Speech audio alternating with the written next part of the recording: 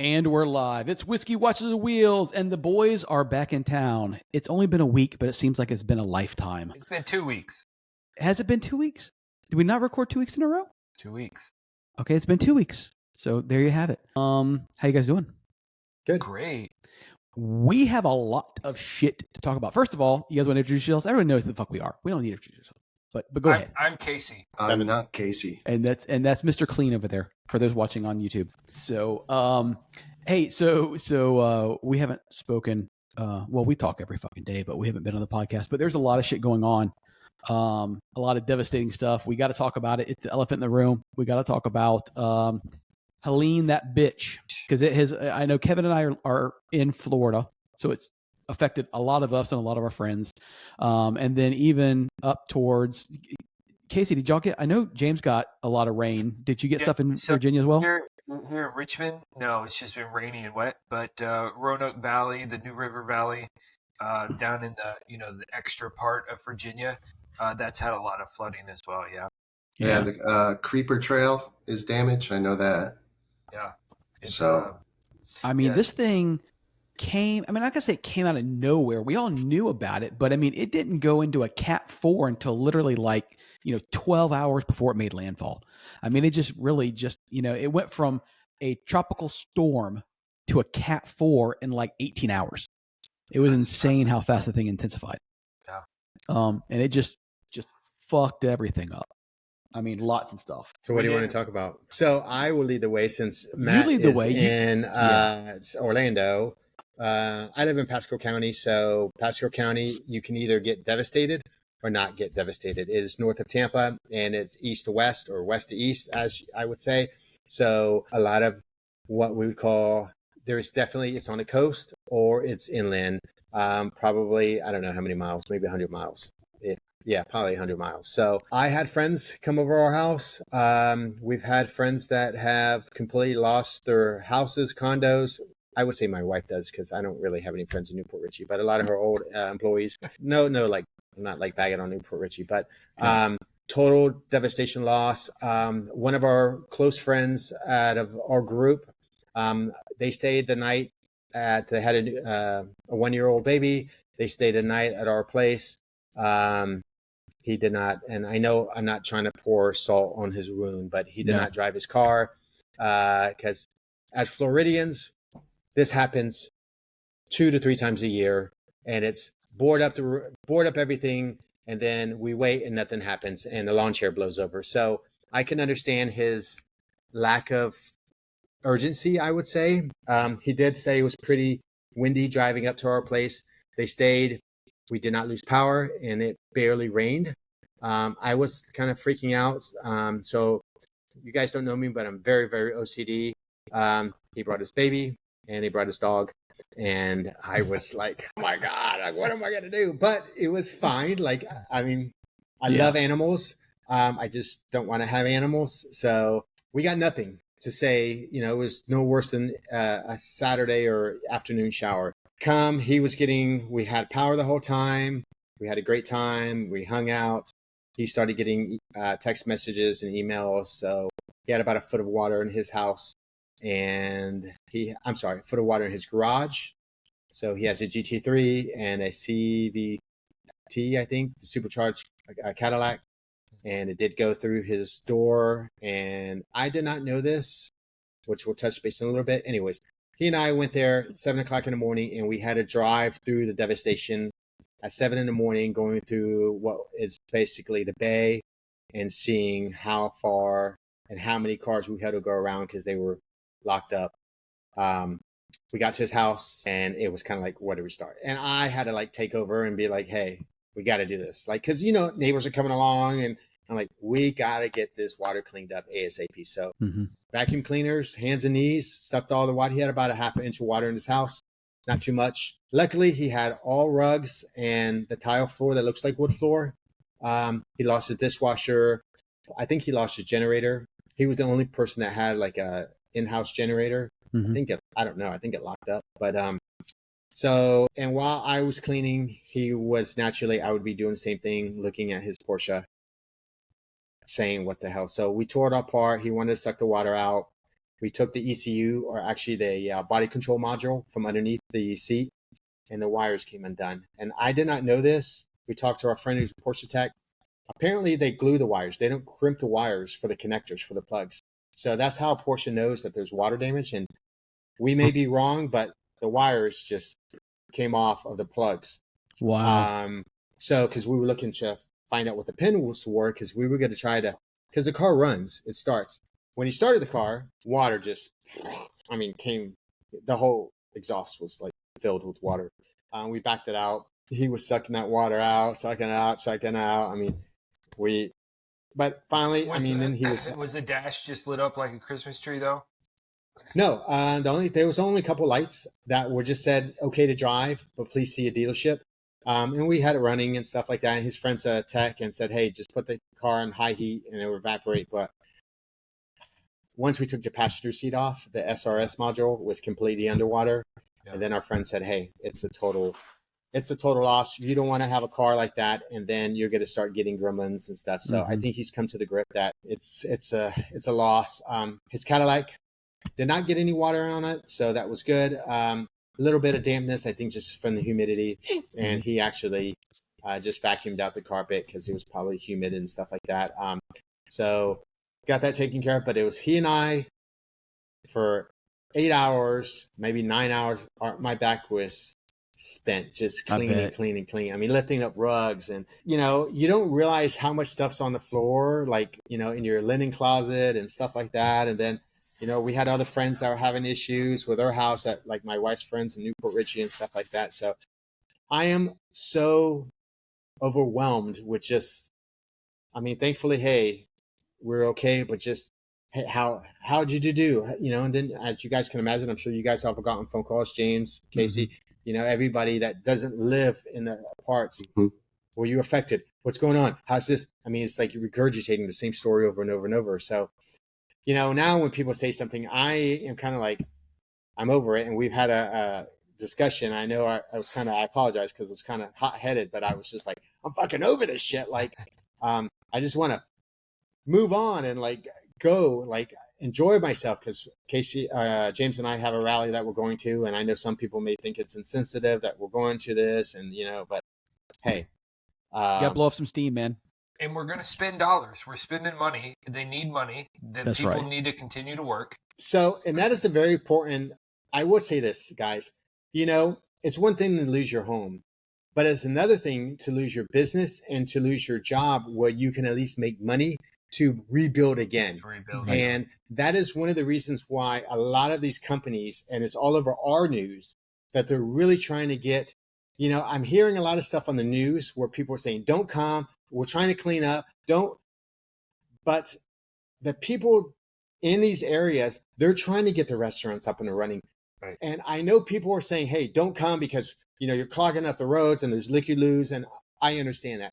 Don't come to this, but there's a lot of mom and pop businesses that need that money, because this could potentially put them out of business by not having, kind of like COVID, not having money for 1 to 2 months, especially a restaurant. We all know that's a very volatile industry.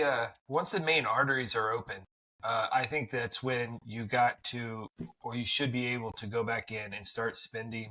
And if you're helping out, help out. Yeah. If you're donating, donate. But like you said, these small businesses need cash. They need cash flow. Well, They've got case in point, where's that place we eat every time close to the tail? Is it Ironworks or whatever, or the cafe or whatever? Think about it. That place literally runs off of 100% tourism. The locals aren't going there. It's bikers, it's auto people. It's if they don't go, they're out of business. And the way the economy is right now, a lot of us, including myself, we're already down 20, 30, 40%. So I just literally got off a phone call for 2 hours before I got on here from another friend of mine that has a business, and he's asking me because he's laying off people and stuff like that. So can you imagine? You have, you're already in the red, and then this devastation hits, and then people aren't shopping. So for me personally, I know I'm being selfish because I want to get away and do things, but I also want to pump back into their local economy. And donate, money if I can, but also I want to go there because I want to like as a business owner, I know personally, if this happened to me and I owned a restaurant, I would want people to come You back. want people there. That's right. If I busted my ass, like all these people on the news, I mean, they were hand shoveling sand and trying to get the patio up and running and like cleaning everything so they can be up and running. And they had mud somebody and sand. better put their ass in that seat, right? Yes. Yeah. So I'm getting off my soapbox. But you know, James, you guys, how did you guys fare? Well, I'm just outside of Charlotte, and we had trees down, high winds, heavy rains for days, flooding, flash flooding. At one point, I looked at my phone. I had 9 warnings on it.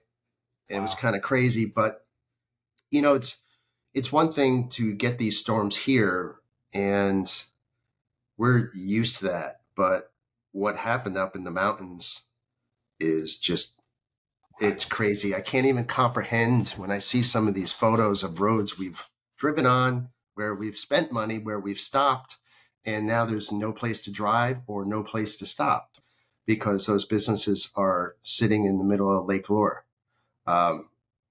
Chimney Rock is essentially gone, and it's just crazy to see this devastation. And YouTube is a pretty powerful tool where each person can be their own news, and that's where I think we're getting really most of the real personal damage at that level, as opposed to a national news coverage, right? Which is just very superficial per usual. But just like with you, Kevin, you've had personal experiences here, and we're seeing it. We're seeing people trapped. We're seeing people that can't get out of Asheville. We're seeing losing everything. I would love to be spending my money up there, but I can't get there. Yeah. So the one thing I've noticed on Route 77 that goes through Charlotte that I take every day has the tractor trailer traffic has doubled in the last few days because they've got to go north on 77 to get over to Tennessee. Yeah. So my normal commute is now, it's almost like a truck stop. You know what I mean? Yeah. So there's a lot of trucks, and I'm sure 85 is very similar going south towards Atlanta to get over to Tennessee and such. But it's quite devastating, and I wish we could get back there. But for Target Carolina, we go to Little Switzerland Inn. Well, they're closed. They're not opening back up this season because there's no way to get there. 226A, which is this most amazing road that we all look forward to on our way to Little Switzerland, is washed away. And these roads, it's not like you can go out there and repave them. There's nothing to pave. The mountain is gone. Mm-hmm. Well, that's the tough part. Little Switzerland is literally, for those who don't know it, I mean, it's on the Blue Ridge. It's right there. And, 2, if not 3 of the main entrances to the Blue Ridge is right there in Asheville. And you can't, so it's, unless you're coming down north out of Cherokee, where you can't get even onto the Blue Ridge. Yeah. And I talked to some friends in the Highlands, right? And, all we heard about was Asheville. Well, Highlands is west of Asheville, quite a ways. And, they have 5 ways in and 4 of them are closed. So such devastating. I mean, Chimney Rock, and I think people are talking about it a lot because the photos speak for themselves. It's some of the most devastation of the fact that you have one small little strip of cafes and shops and everything. And that was really the heart of Chimney Rock. That's all there was. And it's just gone. It's leveled. Every single building it's not like, everything's, stick construction. It's not, built out of block like me and Kevin are used to here in Florida. So when something like this happens, it's just gone. And because we drive there a lot, it's dear in our heart. But I would tell you, for us, personally, me and Matt, we are not getting the coverage that maybe James or Casey gets because we're seeing. I mean, I don't even think one time right. Yeah, we have our own stuff to deal with. So, and we are kind of used to it. Like and I think that's the most shocking part. It's like living in Florida, living on the coast, living in Charleston, living in Savannah. You expect that, right? Asheville was supposed to be a haven to get away from this stuff regarding the global warming, and being in a position where you don't have to worry about that. You're far enough inland. You're high in the mountains, and guess what? No one's immune at this point. No, so listen, that was just proven. Coming from being a Florida native, and dealing with hurricanes, multiple a year for my entire life. If you would have asked me a couple places that wouldn't have to worry about a hurricane, Asheville, or it probably would have been one of them. I mean, you just don't think of hurricanes in the Smoky Mountains. You just don't. They don't go. They're not synonymous with each other like Florida and hurricanes. Right. So it's insane. Yeah. So yeah, I mean, we might as well. I mean, listen, it is what it is. What happened to that area is devastating and it's horrible. At the same time, it's fall and it's rally season, and we're all going on rallies, and that's where the rallies are. And fortunately, make sure to tip well. Yeah, fortunately, the roads that we tend to drive, as of right now, the reports seem to be, hey, they're good. Of course, getting there may be a little different route, but to get to them. But this touches bases back on what I had said too. Is some people, this is their livelihood, is doing rallies. You have hotels that are relying on that. You have eateries that are relying on that. So for the organizers to say, hey, we're not going to do it, it affects a lot of people, not just themselves. We're the ones spending the money, but there's, the waitress that gets tips, there's a lot of people that we're bringing in revenue into, and that's what they need. So I know you can look, it's two sides to the coin here, but, and, people in here, some of my friends, they said, I can't believe you're going on a rally when all this stuff, and I've had to explain to them my thoughts, and then like, you know what? I guess I never realized that. I never thought about that. And I was like, yeah, I mean, what am I going to do? They're not going to give me my money back. They're not going to do that because this person may be making money. And then what about that person that, maybe has 2 kids at home or needs the money for mattresses or clothes or food or whatever? If we can think about the rally that we're all going on in a couple of weeks, Josh Vandergriff, his whole job is driving these mountains, right? Yeah. He has the store on 129, which is based solely on people driving the mountains. His little restaurant, which feeds lunch and early dinner, is based solely on people coming and driving the mountains. The Topoco Lodge, solely based on people coming and driving the mountains. And so if you look at it, like our group of 20 people, 25 people coming into town, we're stopping at fucking damn near every gas station. We're all buying drinks. We're eating 3 meals a day. We're supporting a lodge. We're supporting Josh and his businesses. I mean, if you look at the overall impact of 25 random dudes coming in to drive, it's fairly significant. And it's not like we're the only ones. These things are going on all over the place. All at the same time, too. Yep. Exactly right. Well, for Target Carolina, it's great on your end there, Kevin, that where you were planning on going is accessible.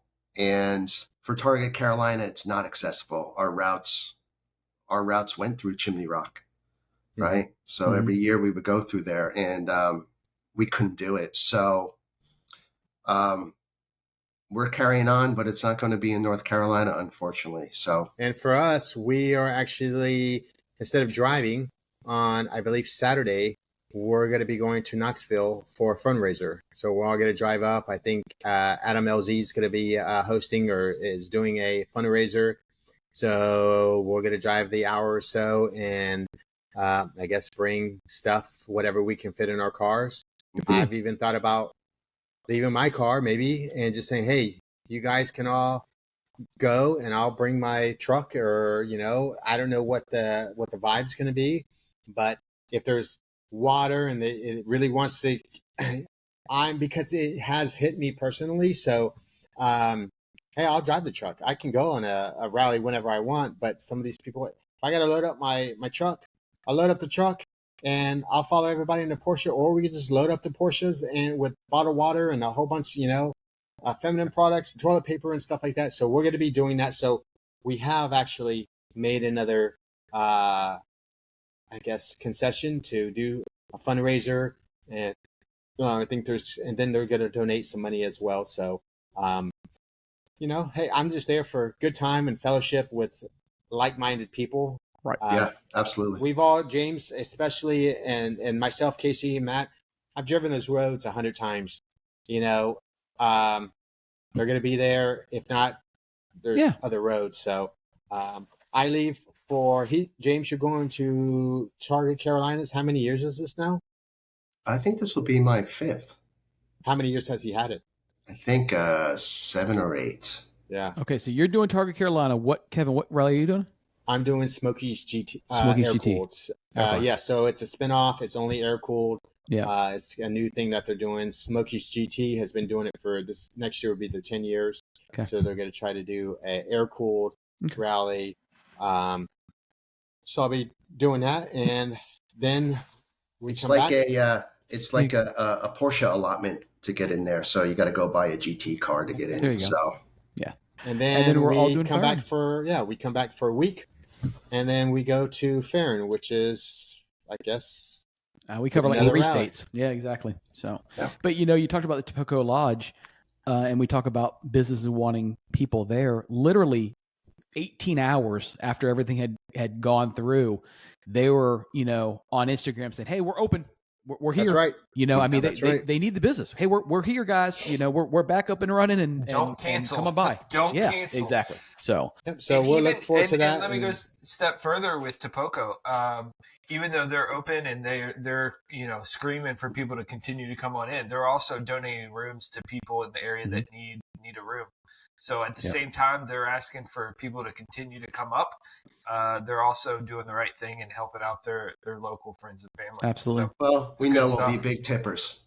That's right. Yeah, no doubt. We lucked out here in Orlando this hurricane. I mean, we didn't thought we'd get some rain. I mean, we have so many hurricanes. I don't even remember all their names. The one last year, did a ton of flooding because the St. Johns River crested, and we had a ton of that flooding here in Central Florida. And so we thought that might have some effect, but it kind of skirted the coast and didn't really affect Central Florida very much at all. We had a little bit of rain, but not even any flooding. So we had. I mean, I saw Disney was pretty, flooded over there, Matt. Yeah. Yeah. No. Date night might have to take 1 week off. Yeah, no. Date night goes on. Matter of fact, I had friends. We were my business didn't even close. We were open the entire time, but I had friends that were off because their kids were out of school. And as typical Floridians, and Kevin's not a Disney guy. I like Disney. My wife likes Disney, but Floridians, if you're gonna go to Disney, you go when there's a hurricane because there's nobody there. So all the tourists are scared. They stay in the hotel, so you go to Disney because there's nobody there, and you can get on off the rides really fast. Nice, smart. So literally, I had like a dozen friends at Disney the day of the hurricane. I thought it was just smarter to stay away. Yeah. Listen, I have no problem admitting this on the podcast. I don't mind Disney. My wife likes Disney. It's not so much that Stacy likes Disney. She likes spending time together, and it's something that we do. And it's just we're both Floridians, and in the 90s, that's all we had was the theme parks. We didn't have a lot of shit in Central Florida. So I mean, you had iDrive. I mean, say you could cruise iDrive. Yeah, but even iDrive in the 90s, there wasn't. I mean, honestly, there was more to do at Church Street Station in downtown Orlando than there was iDrive. iDrive wasn't like it is now. You had Shamu. Yeah, I mean that's the whole thing. Disney created Pleasure Island at the time to compete with downtown Orlando, and then ended up shutting it down. So back in the late 80s and 90s, the theme parks was really all we had. And so we grew up going to theme parks, and so we still go to theme parks. You had plenty of strip joints. I got to tell you that. Oh, we did, buddy. I had a friend that had all Cimarron Boulevard. I will admit this on the podcast. On the way, for those who listen. Going on the way to Disney with my 8-year-old kid and passing nothing but strip bars for 15 miles. We had the Booby Trap. We had Club Wana, Club Cabaret, Foxhound, or and then we had the membership cards. Is that what you're pulling out of your wallet right now? Those membership cards. Kid. I remember it was it Cimarron or Colonial Drive. That's where a lot of them were at too. Cimarron in 1792. So I worked at Home Depot, 18 years old. my buddy Derek was 21, and he actually had a VIP card for Club Cabaret. So we would go to Club Cabaret, and I was always heavy, so I didn't necessarily look 18. And so he would flash his VIP card. They would just let us in the door. Well, once you're in the door, they don't card you to drink because you have to be 21 to get in. So we would drink all night, getting lap dances and everything. And I'm 18 years old. I'm living my best life. It was great. So yeah, I knew all the chicks at. There was the beach you could have gone to if you lived in Orlando, because that's what I used to do. Is go to. I think I've been to Disney like maybe, I don't know, 3 times in my life. I'm not from. Well, I would say I'm still Floridian because you are. Yeah, you are. Majority of my life. So, yeah, I go to the beach and stuff, but I mean that's an hour drive. So. Look. So 2 things for me. One, when I was a kid, I was fat as fuck. All right. And second of all, I am lily fucking white. My goatee's red. I'm Irish. So I literally fry. I turn as red as this damn picture of this 9/11 behind me. I fry and then I turn white and I peel. So yeah, I was never for a Floridian. I don't go to the beach a whole lot. We had boardwalk and baseball for a stint. We remember that place? Yeah, boardwalk and baseball. And before that, it was Circus World. Do you remember that? Oh, that was way Circus World before it was boardwalk and baseball. Yeah. Yeah. So if any of our listeners remember this, I remember driving to see the roller coasters off of I-4, and I don't even know what it is now. I think it's a shopping center now. It is a shopping center. Yeah, it's a strip club. Yeah, it's a damn Target. It's gone. It's right there at 27 Haines City. Yep. So next on the agenda, I had a grand opening. Not a grand opening. Well, we talked house. about it. You were going to have a grand opening. Yeah, open house. You talked about it, but we haven't spoken about it since you had it. So how'd it go? I think a lot of people were kind of preparing for the hurricane and stuff. We had a good turnout. Some people that I didn't know were coming. So had some turnout. So a surprise to you? A good surprise? Yeah, a good surprise because so unfortunately for me as a event coordinator, and I do this for my other business, a lot of my guys want to do like rides and do things. I think you have to be a host, but it's kind of hard when you're working the event. So for me, I was working the store. Then I had my wife doing food. So we cooked so much food. I mean, I think we had like 12 pounds of pulled pork and 12 pounds of pulled chicken. And I mean, we had so much food. And then, giving people tours of like, they wanted to see what other business I did as well. So showing them around. So unfortunately, I didn't get to mingle and have like one-on-one, but that's not what I was there for. I was there to kind of just showcase what I was doing and have a gathering of people. So I think we started at 3:00 and we left at, I think 8. Just in case, say the name of your business. It's Asphalt Killers with a Z. Right. So I do G-body, usually Porsche parts that I've been manufacturing. And because I'm tired, quite frankly, of Porsche tax. So I'm tired of Porsche tax and I'm tired of buying parts. And this was part of the conversation I had with my friend an hour ago. Buying a part and waiting 2 to 6 weeks to get the part because everybody is a freaking drop shipper. BBI. Yes. And we're seeing this more and more. So, and then they get your money and then, you want to cancel? 10% restock fee. Or some people they just deal with it. And I'm so sick and tired of this. So I've had a lot of people reach out to me knowing that I have machines saying, hey, I bought this part. Can you make this part? I'm sick and tired of waiting for it, but I want the part. Can you make it? Can you make it better?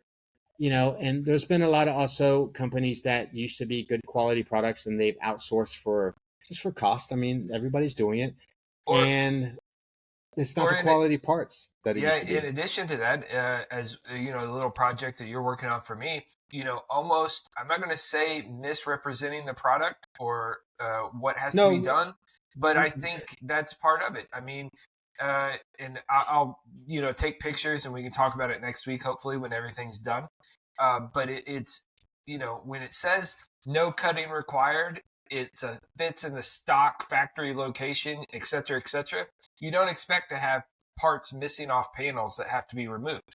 Yeah. And I think, Casey, that is the problem that drop shippers I typically see is that if you're manufacturing the product, and that's why you guys have asked me to do. I mean, James is the only one that benefits, but you guys have asked me to do 996 and 997 parts. I don't have a 996 or 997, so I can't manufacture a part that I cannot physically. If somebody calls or emails me and says, "Hey, I'm having problems with this," whereas in a G body, oh, let me go see, send it back to me. Let me put it on my car and make sure it works.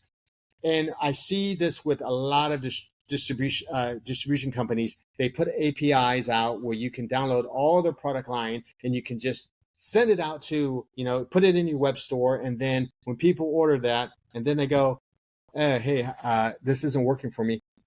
Well, you don't know if it works because you never manufactured it before. Yeah. Right. Yeah. Or Wait, maybe so are you saying that so companies are putting it out there for you to sell on your site, and then what they're doing is holding off and waiting till there's enough orders to manufacture it? No, I'm saying that people are two things. They put it on their site, and when they go to purchase it, because they're a drop shipper, when they go to purchase it, they go to purchase it from the wholesaler or the distributor, and then it's not available. So they go to the distributor and say, how long? So a huge player, I'm not going to say their name, they do this. You go to put it in, and you may say it's on your site, and it has to do with money and how sophisticated your website is. And a lot of people, their sites aren't built like that. So I only sell what I have in stock. A lot of companies don't do that. They just say in stock. When somebody orders it, they go ahead and place the order from the distributor. The distributor doesn't have it. It's 4 to 6 weeks. Now, you as the end user is waiting 4 to 6 weeks to get the product in. So that's what's happening. And then that person, for instance, may not, like if I sold a 996 part and I've never, because I have it from a distributor, because I can sell brake pads, I can sell all this stuff I can go to my local distributor that I buy some parts from, like Bill Steen and Casey, I've sent some stuff to you. But if you would have said, hey, Kevin, this isn't working, this doesn't fit, I would have no idea because I don't have that. And that is the way that everybody's going. And then with margins now at 20%, you lose PayPal or credit card at 3%, plus you're given a discount to be competitive, you're losing 10% there. We're seeing parts that are, and this, by the way, guys, is going to be a long podcast because we're seeing parts that you're making 10% on $1,000 part. And I know it's $100, but to deal with the support, to deal with it's not enough to handle that part. And you got to deal with all of the other stuff. And what I'm seeing with manufacturers, either they're trying to cut out us as a retail shop and go direct to the consumer. I'm seeing people that are taking their parts, and I'll use one company, and I don't care. Battery tender, you can literally go on Amazon, buy their part for $2 cheaper than I get it as a distributor. So I have stopped carrying their parts. There's other companies that I have bought for my other business that this year we've looked at parts and it said, I'm making 10% margin, I'm making 20% margin. And then you have wholesalers or companies that are manufacturing parts and they're saying, we're doing 30% because we're not getting the business. So we can't, because people aren't buying things because of the economy. They still have their building, still have everything. So now they're saying, well, I used to get 54% or 44% if I bought and I'm saying I'm buying a lot because I'm inventorying it. Yeah. Now they're catering towards the drop shipper and you're getting 30%. So why should I buy 30 or 40 of these products and keep them in stock when I can just buy 2 or be a drop shipper? And I've had a lot of conversations with my distributors saying, well, because they call me, hey, Kevin, why aren't you buying? You used to buy hundreds of thousands of dollars. Well, why? Yeah, I'm only getting 30%. I'll just buy 2 and I'll get free shipping for my $500 order. And they don't realize that I was buying so much and getting rid of their product and they were giving me a better deal because isn't that what economy or business is about? You buy just like cars. Yeah. The dealerships can cut, and I hate to say this, but the whole, I don't want to say me too, but the whole, we got to be fair for everybody. As an end user, it never affects you when you want to go to the car dealership and you want to get the best price possible and you go to the big dealership and they have the buying power to buy that. But when it comes to, if it's your business, you don't want to do that. So that's one of the reasons why, I've been getting people that have been saying, oh, you made a part that's just like mine. Okay, well, it's not patented. And you know what, quite frankly, it's you're taking 12 weeks to manufacture a part or sell a part, or 6 weeks.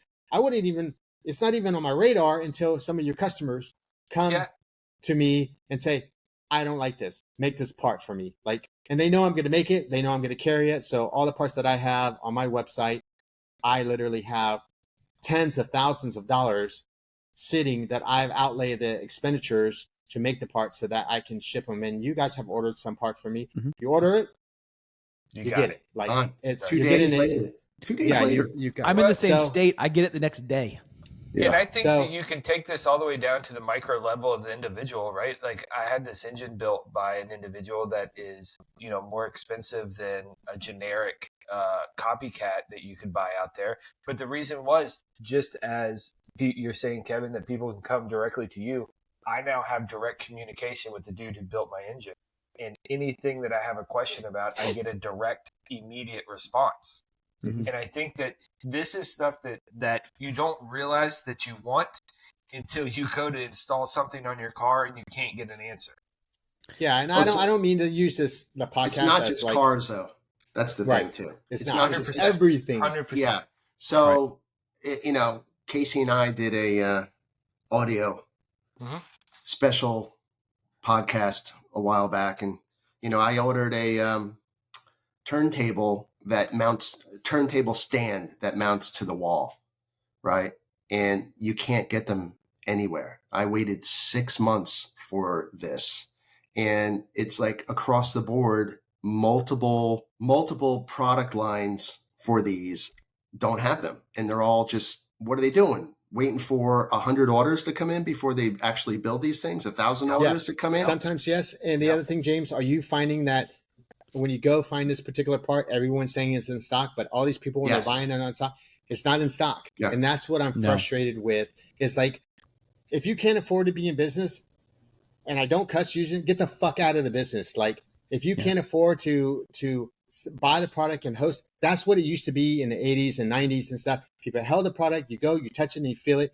Now, and that is why Amazon, you guys, is so successful, because you order it and you get it, and they're not going to sell something that's like they don't have. That's how it used to be. And nowadays it's everybody's doing an LLC or corporation, and then they do their website and they want to be like Amazon. And then they put all this stuff out, and then, I got an order. Let me go to, not in stock. Yeah.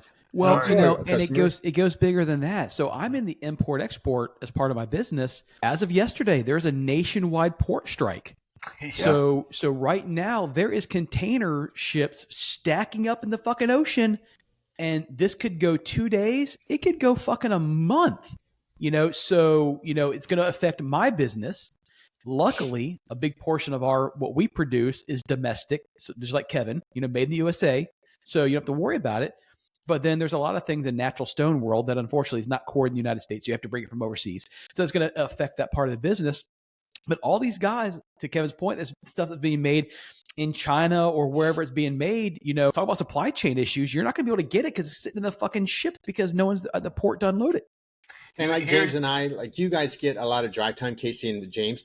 Me and Matt, we don't get a lot of drive time because it's so damn hot here. So when my car is down or I want to do something to it, I want the part in a week. Yesterday. Or because I want it today. yesterday. I want to go this afternoon and buy it.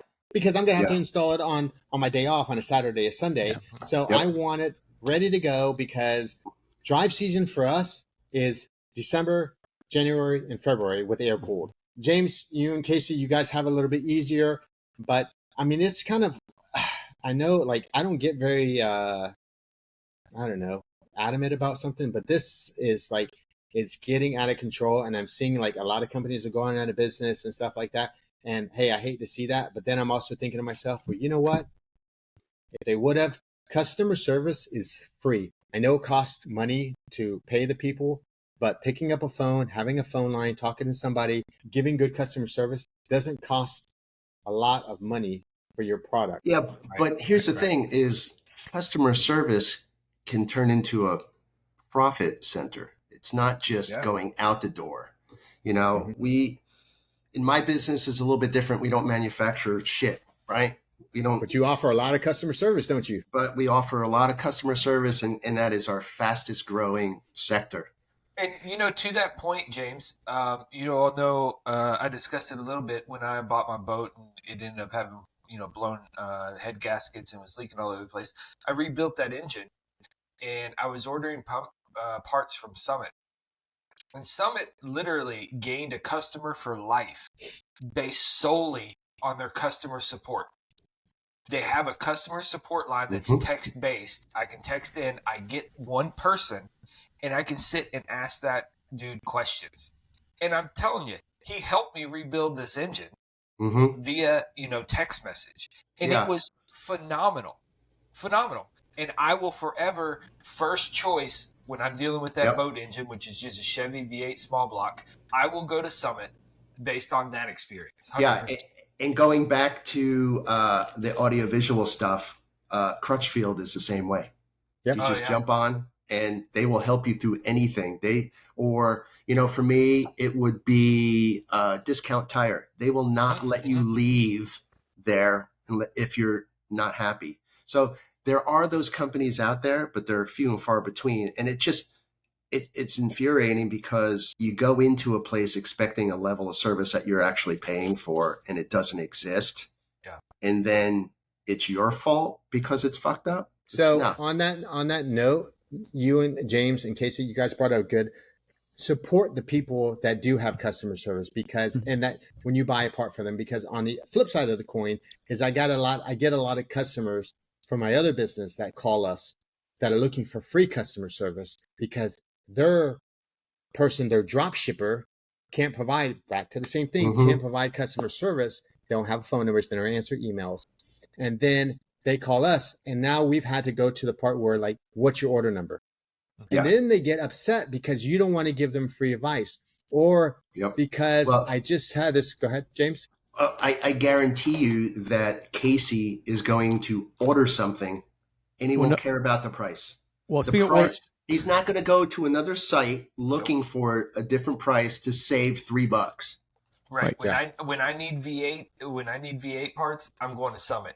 No question. I multitask. While we're doing the podcast, I just bought some shit off Asphalt Killers. So there's my receipt. So I'm supporting my buddy over here. So, I've had this conversation on a 2-hour phone call that I was talking to a friend that's like, he does wire harnesses for import cars and stuff. And, I was telling him the people that complain the most are the people that always are like one-time orders or first-time orders. Yes. And they ask for the discounts. They're not. And I always get frustrated. And he said something to me that I never really thought about, and he's a lot younger than me. He said, these people that complain and they're the first time order, they, from the beginning, they couldn't afford the product to begin with, but they bought it anyways. And when they get the product and it's not, they can't make it work, or they don't have the brain or mental capacity to make, now if it's defective, that's one thing. But when they get something and it's like, oh, I don't want it because like, it doesn't, I don't have to use my brain to put it together or put some Loctite on there or whatever. They're already couldn't afford it to begin with. And then when they get it, they're already making excuses. So all my number one customers that complain always 9 out of 10, first time buyers ask for a discount. And it's always a small part that it's something simple. And it's like, did you look at the instructions? Well, it just doesn't work. Well, did you look at the YouTube video that we produced? Oh, no. And then they yell, scream. And then when you give them the information, you give them all this stuff, none of them ever say, thank you, I was wrong. No. So that's it's sad. So that's why I did Asphalt Killer. This isn't a platform for my business or anything like that, but sure it is. Definitely. Yeah, yes, it is. It's not. It needs to be. We have a saying at work where clients don't give you M&Ms, right? Okay. Like they don't call you to tell you you're doing a good job. They only tell you when you're doing a bad job. Right. So, and I think that's just universal at this point. Yeah. That's why I started. So my open house was good. That's why I started it. I'm continuing to make more products. I know Casey and Matt, hopefully I'll have some things for you guys. I just did a shifter and I'm doing some things for Casey. The shifter looks sweet. It looks really nice. Yeah. So if I can add it to my catalog, I will. But again, you guys are going to be my test mules for product. And I need some 912 parts. Well, you just have to tell me what it is. Hey, fortunate for you, James, a lot of the G-Body stuff is 912 stuff. So, I mean, Maybe the 76 G body 911. 912. So right now I'm working on a pedal assembly. I got the last one, I think, in the nation. I got it from France. It was like €300. It's the pedal box. So I'm looking to CNC a metal form so it holds the pedal and the clutch and everything, and all of them rust out because your foot's right there. Yeah. So and I think it goes up to 78, and then from 78 to 88, they're sold out. They don't make them anymore. So I got this piece and we scanned it, and I'm looking like, how am I going to make this? And I might be producing and making a form and pressing that part because I'm sure I'm not the only person. And then when I make that part, I'm talking, I probably would be putting thousands of dollars to manufacture the mold, do all this stuff. Because again, my daughter, I know she's probably listening, or she will listen. I have a tally of what I owe her for my other business, that like Asphalt Killers, is because I'm making so many parts. Because as a machinist, you can't make one part or two part. It will never be cost effective with the design and stuff like that. Unless it's for Casey. It's very hard to make one part. And Casey, hey, I made a thing for you. A sticker that's $300. I won't say the sticker what it is, but it's $300 for a sticker. That's just mind-boggling. Right. When you got it for less it's just than a sticker. Yeah. It's just, so I personally, I want to have more money in my bank so I can continue to enjoy what I do and spend more money on my car, but I don't necessarily. And let me ask you guys this. Why is it that some people feel that I paid $500 for this, I paid $200 for this? But there's a lot of people that it's the same thing, but they're people, frown on it. Yeah, because it's cheaper. Right. But it's the same thing. It's clout, isn't it? It's a way to show off spending money. But if you talk to anybody, that is anybody in a Fortune 500 company or like a CEO or whatever, they're driving a fucking Toyota Camry. They're budget conscious, and everyone should be. I'm calling bullshit on that. No, they're not driving. I think that's a saying from the 80s and 90s. But I do agree with what you're saying. Is that people that know how to research and know how to find quality products will always find the quality product regardless of the price. Right. And I think that a lot of people, and we'll just being honest, a lot of people who are into Porsches are almost there, but they get stuck on the Porsche thing, an expensive thing, and then keep those intertwined together. And so therefore, if it's not expensive, it's not good. But they forget that, the reason you buy a Porsche a lot of times is because it is a value compared to other cars in its class. Or the fact that you spend the money on a Porsche and you get a better value for that dollar than when you go buy a Ferrari or a McLaren or, an Aston Martin, whatever. Right? Here's a question. They take that, and then it's for some reason that sight is lost when you start looking at parts, that your shifter knob has to cost you $800 rather than the exact same piece of aluminum made by someone else for, $250 or whatever the case is. What were you going to say, James? Well, my question is, do you see that based on how old the car is? So if I'm buying for a 912, older car, 50 years old, G body, whatever, there's an expectation there that I'm getting the part, it's going to work, and the price is the price. Now, does that fade when I buy a 2024 Macan, right? And I have an expectation of something that's, because I've spent $110,000 on a Macan GTS, that the expectation there is that it's just always going to work. And if I have to buy even a wiper blade, then I'm going to be pissed, where I got to keep this 50-year-old car going, and it is what it is. Is it a different mentality on the approach here? I'm going to ask you this, James. So let me ask you a question, because you can't ask a question with a question. No, but there's no malice behind this. You're the oldest. So when Porsches used to be $6,000, like your 912, $6,000, people would wrench on the car because it's a $6,000 car. Now that a G-Body or a 964 is a $100,000 car, the people that can afford that car, my question to you is the people that can afford the car, they're not mechanically inclined, or is it the people, now that it's worth $100,000, am I not wrenching on it because it's $100,000 and I don't want to screw anything up? No, I think either you wrench or you don't. Casey touches his newer cars. I would never touch my newer car because I don't know shit about it, right? Okay. But on the older car, a lot of it is very simple and makes sense, and I think it's a broad spectrum there. I really do. I think that either you work on your cars, plural, or you don't. And there's going to be a comfort level for everybody. I can go and change my oil. Will I go and do the shocks and such like Casey would do it? I would need some help. Yeah. So what I'm seeing is that because the car is now $100,000, the guy that typically wrenches on the car, they would, yes, James, I do agree with you. There are wrenchers and they're not wrenchers. But the person that typically wrenches on a car, they're not going to buy a $100,000 car. They're going to wrench on a car that they can fix up, they can do stuff, and sure. and they make a nice car. Now that, I mean, let's face it, you used to be able to go into an AutoZone and buy a Porsche part or a Volkswagen, or Volkswagen, or BMW, whatever. Right. You can't do that anymore.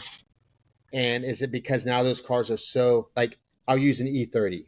You could go and buy parts for an E30, but now that those parts are, I know BMW only makes some amount of parts, but we'll use like a Porsche. You could buy a fan belt, You can't do that anymore. Or brake. Well, no one's. That's the main reason that I sold my vintage BMWs is getting parts. It was always, if you couldn't find it, you had to buy it used, or you had to buy a remanufactured part that wasn't meant for the car. And that's because that's Porsche's business model. They only make parts for 10 years. BMWs. Yeah. They make parts for 10 years. And then if that part goes bad, a lot of that part goes bad. They only made that part for 10 years. They'll make 100,000 of them. And my friend's a master BMW tech, and he's, I mean, like you, James, he still has brand new dashboard that cost him like $7,000. And I'm like, why did you buy this? Well, it was only two in and they're not making it anymore. Right. No. Right. Yeah. So while I was doing that and restoring these cars, I would see parts that were 3 years ago were $8, and then I needed that part and it was $35, and I've sold those cars, and now I go look at that part and it's $80. Yeah. Well, Porsche is smart about that, though. When you buy a Porsche, because of Porsche Classic, you will always. That just started. I know it did, but here's where they're smart, because you can buy a car from the 70s or the 60s and with confidence know that you're going to be able to get the part, but you're going to pay for it. I think, like we're seeing in the BMWs, I think it drives the Porsche prices of the cars up. Yeah. Because it's still a valid car that you can get parts for, that's not difficult to find. You can go drive the hell out of it and know that, I just wore out a shock. I'll just order some new ones. And the older the car gets, the more expensive they get. When I bought my car, mine's a 2007. I bought it in 2020. I know I've talked about this on the podcast before. The center console was scratched up. I wanted to change it out. At that point in time on Suncoast, it was $690 to buy a brand new factory center console. Okay. I said, man, you know what? That's the least of my concerns right now. I'm not going to buy it. Then 2 years later, I'm looking at it. It was $900. And I'm like, fuck, I really should have got that. Well, I still want to do suspension. I want to get wheels, all that. So I do all that, right? Now it's $1,290 for that same center console. And so now I'm at the point where I'm like, fuck it. I am not spending $1,300 for a piece of fucking plastic. So I'll sand mine down and paint it or figure something else out, but aftermarket companies will make it. I mean, now, like with our cars, people are making dash, and when it becomes a supply and demand and people need it and they don't run out of the parts. Or Porsche Classic is, they just started recently, I say within the last 10 years. They saw that just like year one and all like the Chevy LMC, these people were Porsche was losing so much money by not reproducing parts. I mean, look at MP for VWs and stuff. They open up another shop. So kudos to them. It just makes the hobby grow. And that's all I'm trying to do as well. So going back to the point that you were trying to make about a certain age group or demographics not being happy with a product that is perfect, I think a lot of it comes with the base price of entry, right? So the Porsche tax is high, it's the entry level is high. But I also think it comes down to kind of like, what do I want to say? The age in which you achieve that goal versus the age of which you like the socioeconomic position that you were raised in. So I didn't buy my 911 until I was 34 years old, which may be young, maybe old, whatever. But when I was very young, my background was very modest until my mom remarried. And so I had to learn how to take care of things and how to, even as a kid, like you're building Legos, you ain't getting a new Lego set, reinvent it over there by yourself, right? So I had that kind of mentality. I started with Miatas, and I could not afford to buy a turbo kit. I had to make the turbo kit myself. I had to piece it together from eBay and Flying Miata and BRP and all these things, right? And if you have, I think, that mentality at some point in your life, you start finding those where really searching for the value, and where Asphalt Killers is ultimately, I think, coming in and your kind of market position of providing these super quality parts, just not with all the bullshit stacked on top of it, to where people have this expectation that, oh, like I said, a shift knob is $800 here, or we can buy the $200 one here. It's the same fucking piece of aluminum that's been milled out, right? It's just going to be like Civic parts. When we were kids, Matt and I were the same age, but it's funny because A&M used to be the only intake, and then you had all these other ones, and now like engine used to be like the cheap one, and now engines, like they got a carb thing. So I think Porsche's new. That's still like, hey, it's kind of, I don't want to say supercar, but I think eventually it will get to that point where it will be. I mean, like James, you used to have a 240 or 280 or something like that. Yeah. I mean, same thing. Like those cars now, it's so hard to get parts for them, and there's a resurgence of fixing those cars up, and you got Skylines and stuff. Yeah, I would love to get a 280 Z again, but I know what I'm in for, right? Yeah. To find a good one, you're gonna pay, right? Yeah. But to keep it on the road, different story. Yeah, and they didn't. A lot of people didn't have that car to begin with, so. But Casey, here, back to your point, I think also too, with our age demographics, we're all different, and me and Matt are the closest, but that 5-year difference, or 4 years, or I even seen it in 3 years, that's the difference between sometimes guys never wrenching on a car. And unfortunately, I think that even as somebody in the next 10 years, you're going to have people that don't even know how. I know people, lots of people that don't even know how to change the spark plug. Yeah. Or change a tire. Well, hey, but you also have to look at what we're dealing with here. You open up a hood and it's covered in plastic. You can't even see the motor, right? Yeah. You open up a new Porsche, you can't see the motor. So that's pretty fucking intimidating. Yeah. Yeah, and I think also too, being in the industry that I'm in, people don't use, like, I will agree, you will make more money using your brain than your hands. But I think those things are crossing. I think they're crossing. They are. But the reason why they're crossing is because there's not a lot of people using their hands. Yeah. That's right. So that now I'm worth a lot of money now because I use my hands. Yep. So they are supply and demand. Crossing. Yeah. So the machinist, the welder, plumber, the electrician, the plumber. Oh, you want your air conditioning fixed in Florida? Yeah, you're going to pay, buddy.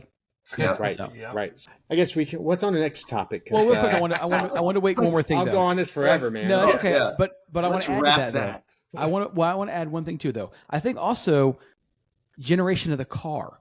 So and almost it's almost like Casey and I with the 997. It's right there. It's kind of almost the last of it, but you call it, for lack of a better term, the outlaw effect. If you have a G body or you have a 964, I think people are going to be more apt to use parts like yours or whatever, because again, the whole outlaw movement personalization.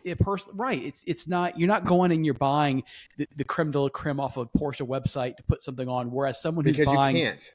Right. It's plastic. There's a lot of plastics, and believe me, I love to make parts for you guys. The other thing too is the 996 and 997. That's where they made Porsche sold the most cars, and there's time frames, especially the egg. What's it called? Fried egg. That was the 996. That was the most selling Porsche. So you still have parts that you can get, but believe me, I've tried to make parts. It's not like our old cars, and I wanted to make parts for my 991. There's nothing to make, man. It's all plastics and electronics. Right, exactly. Yeah. I mean, even in my other industry with like motorcycles and stuff, like say for instance, I do Honda Groms or sports bikes. What are you going to change? Yeah, there's not much. It's clip-ons. Personalization. It's clip-ons. It's rear sets. It's exhaust. Decals. Yep. And I mean, when I bought my 991, man, I was looking at it was a K&N air filter and exhaust. Yep. And for some stupid reason, I noticed this last night. I know I was talking to you guys about, the tartan print and wanting to recover my seats at some point, in the near future. I was noticing last night, I'm looking at all the different seats for all the 911s of every generation. And for whatever reason, everything up, even the 996, the stitching, horizontal, straight left to right. Okay? 997, it's got a fucking smiley face in it for whatever reason. 991, horizontal again. I'm like, why do we got a fucking this weird ass smiley face in the stitching in the back, in the seat back? The horizontal looks so much better than the freaking smiley face. I don't get it. Yeah, you don't want to be happy there, Matt. I guess I would say put some Recaros in there, but well, here's the thing. The only reason I would not putting Recaros in is because I have heated seats and I like having heated seats. You can put the little things in. Yeah. What seats do I have, Jim? Schulman's. They have heated seats. Mine's not plugged in, but they come with heated seats. I just have to plug it in, run it to 12 volts, and it even has the box. I just found it a couple of days ago when I was putting in some floor mats. Really? There's a new box. I live in Florida. I need AC. I don't need heated seats. But you might need them. You might need them up in the mountains. I did fix my heat yesterday. Valves, flapper valve. Yeah. Mine 85's got electronics, so we were, how it works is it closes it, and then that's where the heat goes into the car and the fan. Well, mine were just staying open, so it was never getting heat, and it was a pretty simple fix. And back to the point, I bought some hoses. I didn't want to buy expensive ones, so me being that, hey, I used to fly airplanes, I'm like, hey, this looks like the heater hose off of an airplane. Yeah, right. I went to a heater place, bought it. I said, where's my tracking number? It's been like 3 weeks now. Oh, it's on back order until December 24th. Pissed me off. So again, I bought from Redline. I had them. Boom. I got them. They fit. It was, for what I spent on Redline, I could have bought like 8 feet of it, of the same stuff. Right. Yeah. Instead of the 1.5 feet that they gave you.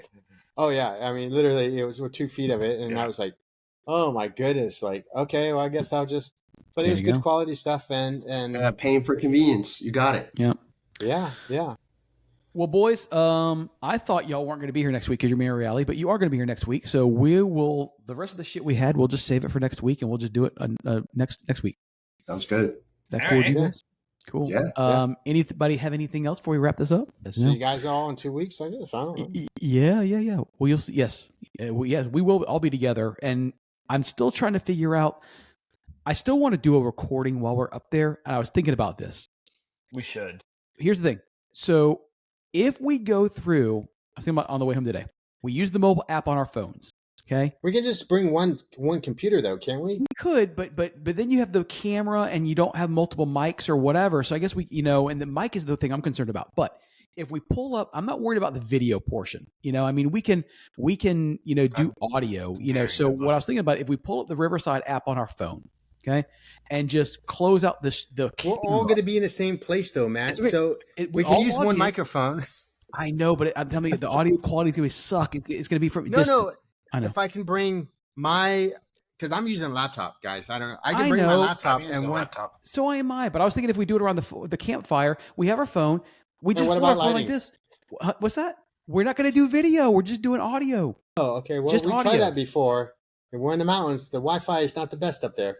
Oh, We you're can try right. it. Fuck, We'll be on the hotel Wi-Fi. Because we can sit in the lobby. That's At the true. bar. You can just use the hotel Wi-Fi. the app off of your iPhone. Just record on there. I was just thinking if we each had our phones and just used it as a microphone, we can still we'll have 4 video or 4 audio files. And, gosh, I hope there's a listener out there that knows how to do all this shit and can let us know. Yeah, so can we try that? Because Casey and I and James, we tried this in Savannah and it didn't work too good. Well, we were hammered. You were doing one phone. You were doing one phone. Trust me. I was trying to edit that thing. What a hot mess that was. But if we each use our own phone, there's 4 audio files. We each use it close where you hear. I think we'd be fine. It'll be audio only. And I can still throw it up on YouTube with my one little microphone. That's fine. In case. We'll bring it just in case. Well, I'm bringing ingredients for old fashions, so you'll all be hammered. It'll be great. I'll drink one too. I'm going to try it. Damn right. Manhattans. We're on the Manhattan kick here. Manhattans. We are not. We are bringing old-fashioned ingredients. That's fine. Bring me something blue and fruity. So. I'm drinking High Noons these days. Nooners. There's blue and fruity right there. Yeah, blue and fruity. Well, technically, don't we get drink tickets? Yeah. Yeah. So. All right, all right, folks. We're getting out of here. Website, whiskeywatcheswheels.com. And that's it. If you need anything, shoot us an email. And we'll catch y'all next week. Peace. See you guys. Bye-bye.